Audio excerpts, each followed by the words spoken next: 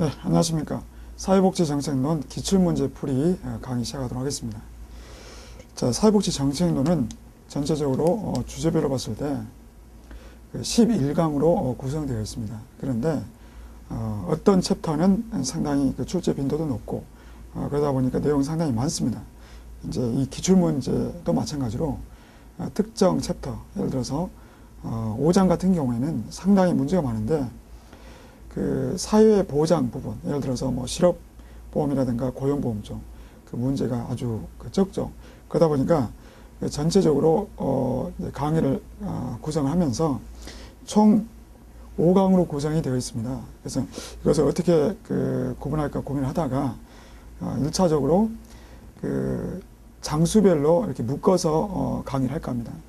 예를 들면 이번 시간에는 1장과 2장을 같이 묶습니다. 그리고 다음 시간에는 3장과 4장. 특히 이제 5장 같은 경우에 문제가 워낙 많다 보니까 5장은 별도로 시간을 할애해서 할 계획입니다. 그리고 이제 마지막으로 사회보장 부분을 두 파트로 나눠서 그렇게 진행할까 합니다. 총 5강으로 구성이 될 것이고 경우에 따라서는 그 시간 관계상 중간에 끊을 수도 있습니다. 그 점에 대해서는 여러분들이 양해를 좀 해주셨으면 좋겠습니다. 자, 그러면 그 1장부터 보도록 하겠는데요. 일단은 저기 페이지 283페이지. 출제 분포가 나와 있죠. 7회 1회와 7회를 제외하고는 상당히 분포가 높습니다. 그러니까 출제 가능성이 아주 높다라고 볼 수가 있겠습니다. 근데 이 1장의 특징은 뭐냐면 사회복지 정책을 총괄하고 있는 장입니다. 그리고 어떤 사회복지 정책의 그 가치, 그러니까 뭐 평등가치, 뭐 효율가치 이런 것들이 녹아 들어가 있는 것이기 때문에 상당히 출제 빈도가 높습니다. 그래서 이 부분은 여러분들이 반드시 출제가 된다라고 생각하시면서 깊이 있게 공부를 하셔야 할 것 같습니다. 자, 그럼 283페이지 잘 틀리는 문제라고 해서 제시가 되었는데요. 한번 보도록 하겠습니다. 우선 이제 복지 혼합이라고 나왔는데요. 복지 혼합의 문제점을 모두 고른 것은 했습니다. 복지 혼합이 뭔지 아셔야겠죠? 예, 간단하게 설명을 드리겠습니다. 자, 복지 혼합은 다른 말로 복지다원주의라고 볼 수가 있습니다. 즉 말해서 복지의 주체가 누구냐에 대한 이야기인데요. 예전에 복지국가는 누가 중심적으로 운영을 했습니까? 그때는 중앙정부였었죠. 이때는 이제 복지국가 때, 솔직히 복지국가가 뭐냐 할 때 중앙정부가 핵심적인 역할을 하는 그런 이제 복지국가를 말합니다. 복지국가 시기에는 이제 중앙정부였는데 갈수록 이제 경제가 어려워지다 보니까 그런 부분들에 대해서 보완을 하기 위해서 지방정부의 책임이 상당히 또 이제 커집니다. 이 중앙정부에서 지방으로 넘어오는 이 단계를 뭐라고 그럽니까? 지방자치. 우리나라 같은 경우는 이제 지방자치제가 실시되지 않았습니까? 또는 이제 지방이양 이런 표현을 쓰기도 합니다. 그러니까 중앙정부의 역할을 지방으로 넘긴다 또는 이양한다. 그래서 지방이양이라고 표현합니다. 근데 이제 지방정부 차원에서 하는 것으로 그치지 않고 이제는 민간 쪽으로 넘어옵니다. 이제 지방정부에서도 민간 쪽으로. 자, 이것을 뭐라고 그럽니까? 이것을 민영화라고 그럽니다. 민영화. 자, 민간에는 어떤 게 있겠습니까? 민간에 해당될 수 있는 것은 기업이라든가 종교, 그 다음에 뭐 사회단체, 학교, 또는 이제 지역사회, 이 모든 것들을 포괄하는 것입니다. 자, 그래서 복지혼합 또는 복지다원주의라고 하는 것은 중앙정부의 역할이 이제 복지국가 때는 가장 컸으나 이제는 지방정부 그리고 민간이 다 같이 복지 주체로서 참여하자라고 말하는 것이 바로 복지 다원주의 또는 복지 혼합을 말하는 것입니다. 여기서 기업 말이 나왔으니 한 가지만 더 추가적으로 설명드리겠습니다. 자, 그래서 이제 민간 중에서 기존에는 주로 그 사회단체라든가 또는 이제 종교단체와 같은 그 비영리 단체 중심으로 사회복지를 꾸려나갔죠. 그런데 이제는 영리단체도 가능해졌습니다. 그러니까 사회복지를 통해서 영리를 추구하는 것이 가능해졌다. 자, 이 표현은 또 뭐라고 그러느냐. 이제 민영화에서 이제 상업화로 넘어왔다. 이제 그렇게 표현합니다. 그래서 이러한 흐름, 전반적인 이제 중앙정부, 지방정부, 민간, 이 흐름을 여러분들이 알고 계셔야 할 것 같습니다. 자, 그러면 이제 보기를 보겠는데요.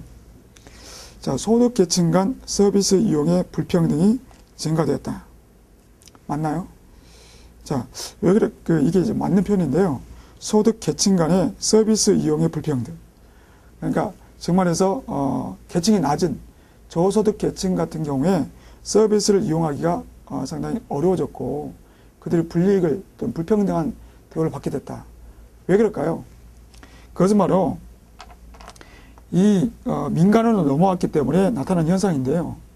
그 복지국가 때는 이제 중앙정부가 나서서 하다 보니까 자연스럽게 어떤 이제 평등이 중심이 됩니다. 물론 이제 사회복지는 기본이 평등이기 때문에 지방으로 넘어나 민간으로 넘어나 평등의 가치는 그대로 존속되지만 그러나 이 민간으로 넘어오면서 민간끼리 어떤 경쟁 이런 것들이 이제 강조되고 어떤 시장 경제, 시장 가치가 상당히 녹아 들어가게 됩니다. 그러면서 아까 제가 말씀드렸죠. 이제 영리 단체까지 파고들었다. 그러면 이들이 이제 영리를 추구하려면 아무래도 저소득층들은 조금 그다지 영리 추구하는 데서 도움이 안 됩니다. 그러다 보니까 자연스럽게 저소득층들을 어떻게 표현할까요? 저소득층들이 불리해지는 구조가 된다. 불리해지는 구조로 간다는 것입니다. 결국 민영화, 상업화, 그리고 이제 복지다원주의 이러한 이제 흐름들은 결국 그 저소득층들에게는 썩 좋지 않은, 반갑지 않은 일들이 되는 것입니다. 결국 저소득층들을 위한 것이라면 중앙정부가 다시 역할을 제대로 해줘야 되는데 그럴 가능성은 이제 별로 없어 보입니다. 자, 그 다음에 두 번째, 공공부문의 책임성 축소. 그렇죠. 공공부문은 어디입니까? 바로 중앙정부와 지방정부죠. 그러니까 이들은 이제 책임성이 점차 축소되고 이제 민간 쪽의 영향력 또는 이제 그 역할이 커지게 되는 것을 말합니다. 재정 불안 가능성 증대. 상당히 좀 말이 어렵게 썼는데 여기서 재정이 불안하다. 대체 무슨 말일까요? 이것은 바로 사회복지에 사용할 재정이 불안해졌다라고 보는 것입니다. 왜 그러겠습니까? 그 복지국가 때는 중앙정부 역할이 컸기 때문에 그 세금을 걷으면 됩니다. 세금을 걷어서 복지에 필요한 그 재원을 충당하면 되는데 중앙정부의 역할이 자꾸 이제 줄어들면서 넘어옵니다. 그러다 보니까 이제 어떤 세금을 걷어야 되는 명분이 많이 줄어들게 됩니다. 그러니까 실질적으로 사회복지에 사용될 재원이 점점 축소되는 결국에는 사회복지가 전반적으로 축소되는 이제 그런 경향성을 낳게 된다라고 보는 것입니다. 말은 이제 복지혼합 좋지만 결과적으로 복지가 축소되고 그리고 저소득층들이 불리해지는 그런 구조로 갈 수밖에 없다. 이렇게 이해하시면 될 것 같습니다. 그리고 욕구에 대한 탄력적 대응 가능성이 증대했다. 이것은 맞지 않습니다. 그 욕구에 대해서 주민들의 욕구에 대해서 탄력적으로 대응한다는 이야기는 뭐냐면 즉각적으로 반응한다는 이야기죠. 예. 그것의 장점을 가지고 있는 것이 바로 이 민간입니다. 민간의 큰 장점이 뭐냐? 바로 소비자 또는 이제 수요자들의 욕구에 맞추는 것입니다. 그러니까 그 바로바로 대응을 할 수 있는 이 민간이 상당히 장점이 있기 때문에 중앙에서 지방에서 민간으로 넘어왔던 것인데 근데 이제 이게 전반적으로 봤을 때는 이것은 복지가 축소될 수밖에 없고 저소득층들에게는 불리해지는 구조로 갈 수밖에 없다. 그래서 답은 가나다가 되겠습니다. 자, 그럼 또 잘 나오는 문제를 좀 보겠는데요. 그렇죠. 잘 나오는 문제지만 솔직히 이런 문제가 나와주면 고맙죠. 왜냐하면 아주 기본적인 것만 묻고 있기 때문에 그렇습니다. 국가에 의한 복지정책이 필요한 이유 뭘까요? 이미 기본서에 다 나와 있지 않습니까? 공공재적 성격, 그러니까 공공재적 성격의 재화와 서비스는 국가가 나서서 제공해 줘야 됩니다. 역의 선택 문제 때문에 국가가 나서야 된다. 역의 선택이 무엇입니까? 민간보험에서 나타날 수 있는 현상이죠. 왜냐하면 민간보험은 특히 이제 이 건강 쪽과 관련해서 몸이 아픈 사람들 또 아플 것 같은 사람들만 가입을 하고 그렇지 않는 사람들은 다 탈퇴가 아니라 애초에 가입을 하지 않죠. 예. 자, 이런 현상이 민간보험에서 발생하는데 만약에 사회보험, 그러니까 우리나라의 건강보험이지 않습니까? 건강보험을 민간으로 돌려버리면 아까 제가 설명드렸던 민영화 상업화식으로 민간으로 돌려버린다. 그럼 바로 이 역의 선택 문제가 발생이 된다는 것입니다. 즉 말해서 기존에 강제적으로 가입을 했던 몸이 건강한 사람들은 다 탈퇴를 해버린다는 이야기입니다. 그러면 보험료가 어떻게 되겠습니까? 올라갑니다. 서비스처럼 떨어지고. 자, 이런 문제가 바로 역의 선택이죠. 그러니까 민간으로 돌리지 말고 국가가 계속 쥐고 있어야 된다. 그 얘기입니다. 긍정적 외부 효과. 그렇죠. 가만히 있어도 효과를 볼 수 있는 그런 것들. 다른 사람의 노력, 다른 사람이 뭔가 밥상 다 차려놓으면 그냥 우리는 숟가락만 얹는 무임승차.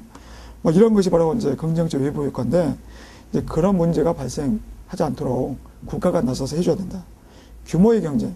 이거 역시 이제 되도록 많은 사람이 참여를 할 때 단가가 떨어지는 현상. 사회보험이 그렇죠. 전 국민이 참여하다 보니까 보험료가 싸지지 않습니까? 그래서 결국은 가나다라가 다 해당이 됩니다. 자, 그럼 이제 1번 문제 보겠는데요. 자, 사회복지정책의 가치에 관한 설명으로 옳은 것은 그랬습니다. 자, 가치는 사회복지정책의 목표죠. 수단이 아닙니다. 항상 가치를 중심으로 정책이 만들어집니다. 비례적 평등 가치를 실현하려면 자원 배분 기준이 먼저 정해져야 된다. 자, 비례적 평등이 무엇입니까? 공평 또는 형평이라고도 표현하죠. 뭔가 능력을 가지고 있는 사람, 그리고 또 뭔가 기여를 한 사람, 노력을 한 사람들은 그만큼의 혜택을 받는 것을 말하는데 이 비례적 평등 가치의 대표적인 것이 무엇입니까? 사회보험이죠.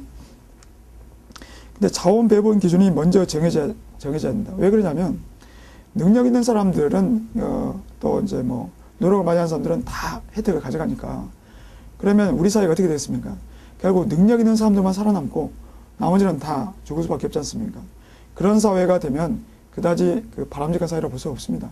그러니까 어느 정도는 자원을 배분할 수 있게끔 기준점을 마련해 놓고 여기까지는 열심히 노력하면 혜택을 가져갈 수 있다라고 하는 그런 이제 기준점을 제시할 필요가 있습니다. 그래서 이것이 이제 옳은 설명이고요. 보험수리 원칙 하면 딱 비례적 평등 생각하셔야 됩니다. 열등 처우의 원칙 역시나 비례적 평등. 거의 이제 자동적으로 나오셔야겠죠. 타인의 간섭이나 구속으로부터의 자유는 무엇입니까? 이것은 적극적 자유가 아닙니다. 이것은 소극적 자유로 표현합니다. 유사 기출문제를 보겠는데요. 사회복지 정책의 가치로 옳은 것은 사회복지가 추구하는 가치. 자, 평등, 생존권 보장, 사회적 적절성, 사회적 연대. 예, 너무 쉽게 맞출 수 있는 문제죠.